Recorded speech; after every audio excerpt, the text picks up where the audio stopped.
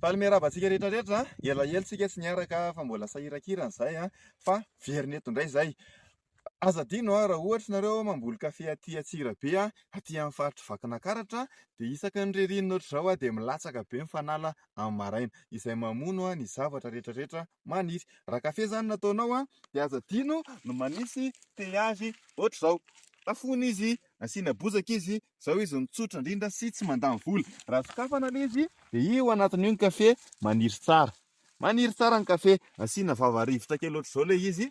Raha tsy manao an'io ianao dia ho faty daholo ny kafe anao. Mandritra ny fotoana maromaro izay antanianay mandritra ny 4 taona eny tokony manisy an'izay zavatra izay amin'ny kafe raha tsy tiana ho faty izy aty amin'ny faritra Vakinakaratra. Tsy hoe mandrakizay nareo anisan'izay foana fa misy fotoana maromaro kely eo amin'ilay stade de croissance an'iny na ilay taona fitombony no anaovana an'io. Rehefa vita zay mazaka an'ilay fanala amin'izay izy. Jereo ny anay reo atao ohatr'izao daholo zany ilay izy. Dia aza manisy anaty commentaire hoe zao ve tsy akamo be, zao ve tsy andreraka be, andany vola be, ohatrany hoe manao kilalao. Fa raha tsy manao an'izao ianao dia ho faty daholo ny zavatra ataonao. Zay fa mirary soa daholo.